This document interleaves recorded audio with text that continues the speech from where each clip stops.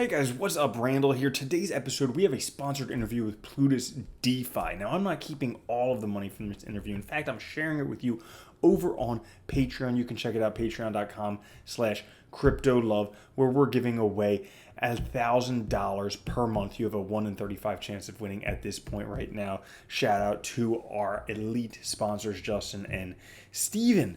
Now, Plutus DeFi is pretty interesting because they're taking DeFi, which everyone's talking about right now, DeFi, and they're mixing it with privacy. So if you want to find out more about that, stay tuned for the interview. Boom shakalaka, what is going on, everybody? Randall here from Crypto Love. Today I am joined by Arnie and Ali from Plutus DeFi. What's going on, guys? Hey guys, how's it going? Hey, this is thanks for having us around. Great to be on your channel. Yeah, so Plutus DeFi is a newer project, and this is something that kind of mixes two things that a lot of people are interested in. One, DeFi, because DeFi has been all the craze, DeFi. But second, also privacy. So what is Plutus, and why would people be interested in it? I can probably try and take a gander at it. So yes, you're right. Absolutely, DeFi has been quite popular. But having said that, we have been sort of building Plutus for just about a year now. We started sometime back in July or June of last year. At that point in time, we just had a couple of protocols that were sort of hanging about. There was some interest in it, but of course, it just feels like the last few weeks there has been quite a lot of renewed interest in it. To us, DeFi is one of those use cases which actually could be representative of what blockchain can do for communities, right? Hence, DeFi is important because it showcases what new world finance means and how blockchain sort of it can manifest itself through something like a blockchain. All right. So a lot of people who watch my channel are familiar with Celsius, are familiar with crypto.com, are familiar probably with Compound, with Lend, with some of these other projects. So how does Plutus compare, and why might they want to take a look at Plutus? So when we started this project last year sometime, we had this view that we wanted to cater to an audience which DeFi at its core is quite complicated to understand. I mean, it is new world finance really, and at its core, things like Compound, DYDX on its own, you need to really besides the very simple use case of lending, what's actually happening, how does borrowing work, where is the money coming from, where is the money going to, etc. So what we decided was we wanted to simplify that layer and present a very simplified user experience on top of what is going on, and then add a lot of aggregation to what is needed. So what it means is a lot of people don't have to go and understand how to use Compound, don't have to go and understand how to use DYDX. What they can do is just come to this one place, use multiple protocols, multiple wallets, and multiple currencies all in one place, right? That just simplifies how they understand the platform, how they understand the use of something, rather than having to figure out the complexity of dealing with complicated UIs. I mean, they're getting simpler, but at the time that wasn't the case. So I think that is one of the most important things we're trying to address. Yeah, I mean, on a higher level, I think the way in which DeFi projects, specifically Plutus DeFi, differs from Celsius is that we're non-custodial.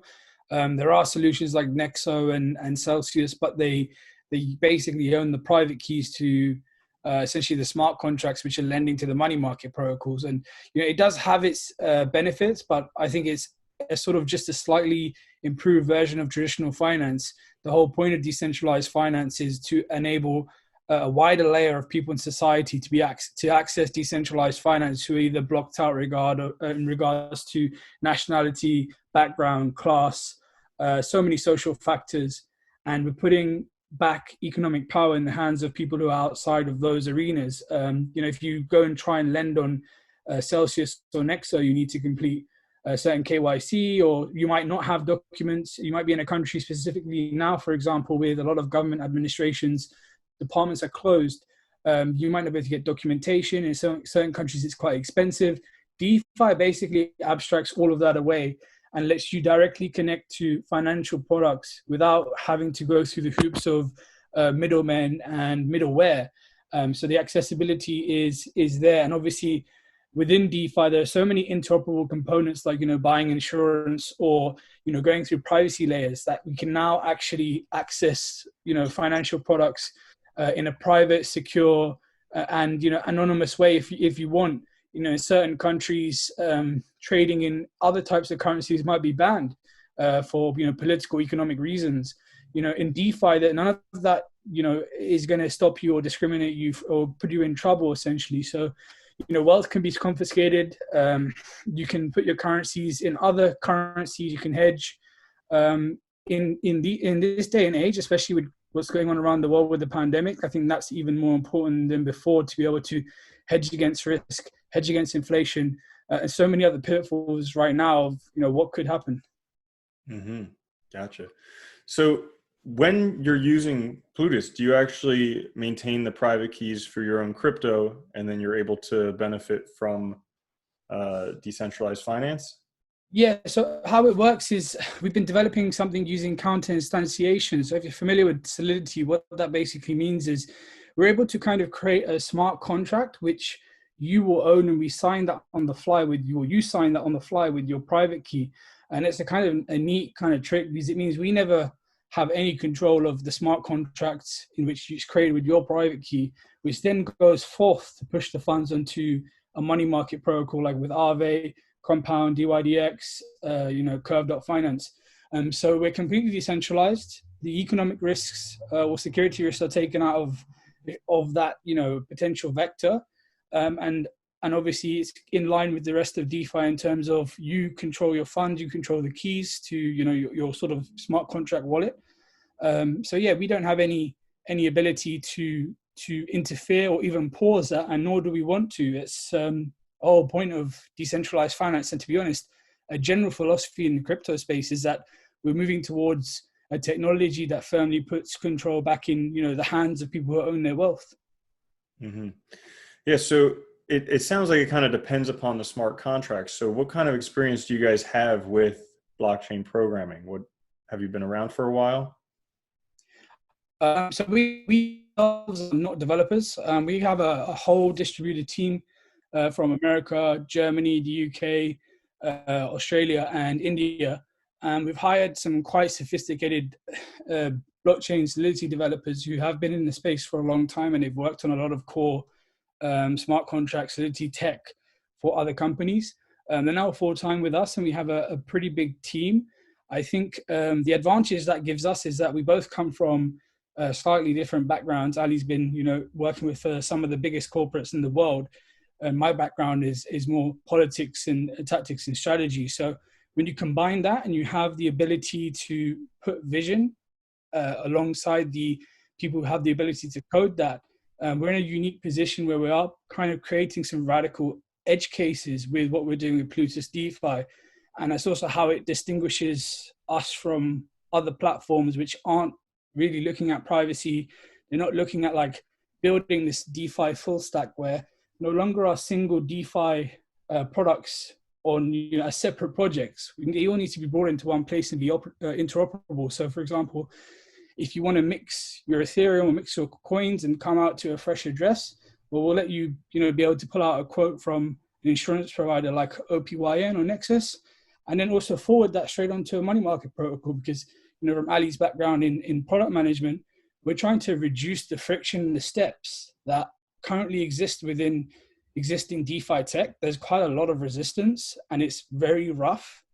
And we're trying to develop it in a way where when you think about these things from a product background, you're actually enabling more people outside of the niche crypto space to be able to use these financial products. And that's kind of like one of the verticals that we're looking at that Ali can talk more about. Yeah, I We mean, actually- let me just kind of dive a little bit into my own background as such. So I come from over a decades worth of experience in management consulting. Working with the likes of Oracle, Citibank, Sapient, working with clients such as Nissan. In the past, and I have literally sort of worked across different technologies and worked across different industries. I'm talking about health, I'm talking about e-commerce, telecom, for about a significant number of years in commodities trading, doing oil, precious metals, even derivatives, to a certain extent, worked for a few years within the auto industry. So my experience generally is sort of agnostic of industry and agnostic of tech. I sit firmly between technology and business, and do the problem solving. So with this kind of product experience in mind, I first came into blockchain about 3-4 years ago, and my first tries in a professional capacity was as a director of product with Wanchain. For about just under a year. And there the mission was, decentralizing finance. Funnily enough. When nobody had picked up on it, like back in 2017, and whilst that gig didn't really go, much longer, but that idea kind of stuck, and I've known Ani for close to about 3 years now. We discussed on the idea of what does it exactly mean? How can we take this forward? And one thing led to another, and basically what we are trying to do is not restrict ourselves to just one popular use case because lending is fashionable. We want to create this full stack DeFi solution. What that really means is, coming back again, putting my management consulting hat back on, right? I talk about this quite a bit, which is an inverted triangle, right? If you look at our consumers that we want to deal with, think of it as an inverted triangle, sort of split into 4 different slices. The bottommost slice, we're talking about people who are absolutely familiar with DeFi, who are technically enough, wanting to spend time to understand the protocols, the risks that come with it, so on and so forth. The next part of the slide, which is a little bigger, involves people who are familiar with crypto, dip their toe a little bit in DeFi, but not that familiar. The next part of the slice is people who are very familiar with the financial system outside of crypto, and they probably are aware of crypto or have dipped their toes in crypto a little bit. And the last part of the slice, which is the biggest one, are people who are not connected, not plugged into the global finance, and people who are connected but are ignorant. So you have quite a big slice there, right? What we're looking to do is to create solutions for people within slice 2, 3, and 4. Using a string of tools that could make sense, so that they can not only hedge their currencies, but they can also ensure that they have better savings than what centralized financial solutions can give them. Mm-hmm. Gotcha.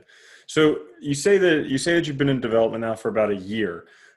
Is your product up and running and workable now to where someone could go out and use it? And then if it is, what would be something that someone now who's either dabbling in other DeFi stuff or someone who's new to the DeFi space, what could they do to use Plutus to get the best benefit from it? So currently, yes, it is. First of all, to answer your first question, yes, we have been live for about 2 months, but we've been under beta, where we've had a close community of, I think, close to 120 people, sort of testing that out. So if you were to go to plutusdefi.com and click on start lending, you could actually go through and use the product. It uses, like I said, compound DYDX. It uses DAI and USDC, and it uses a range of wallets that you could connect with and actually lend. It calculates interest. It has a beautiful looking dashboard. It's a very simplified user experience. The next stage, what we want to do is, we have taken all of the feedback. We have corrected all of the user experience we wanted. We fixed some of the stuff. There are 2 things we are currently working on. One is fixing the user interface to make it look like really beautiful. And add some bits and pieces where it's a little more easy to navigate. But the second most important thing is we are in the process of getting our smart contracts audited. So once those 2 are done, we can make a big announcement. And now, of course, because we are sort of going through our sale right now, our attention has been sort of diverted a little bit, while just making sure we get through it before we go back and focus on what we need to do. So that's to answer your first question. To answer your second question, what people can do is one thing, right? So this is literally the flagship product of what we have, which is aggregated lending, right? There are other solutions out there, that do similar stuff. But this is where they're probably going to make smaller increments. In our case, this is literally 5 or 10% of what we want to do. This ends up becoming like one of the basic building blocks of what the Plutus DeFi is going to be. And it's all centered around the Plutus wallet that is created, and then the aggregated solution. And then we're going to talk about privacy that's going to come on top. We're going to talk about aggregated insurance that's going to come on top. We're speaking with a DEX provider that can help us, work together in terms of liquidity and technology to bring margin trading on board. So literally, there is going to be quite a lot of additional building blocks that are going to be added to what we have, and this is where we'll start seeing, our path and our journey becoming more and more clear, as we sort of start introducing and start like implementing stuff that's on our roadmap. Mm-hmm. Great. Awesome. So any other things that we should talk about that I did not ask? Any other topics we should cover? I mean, I think one thing I just want to sort of, use this platform to make sure that people are kind of aware is that, Plutus DeFi is, a community driven project.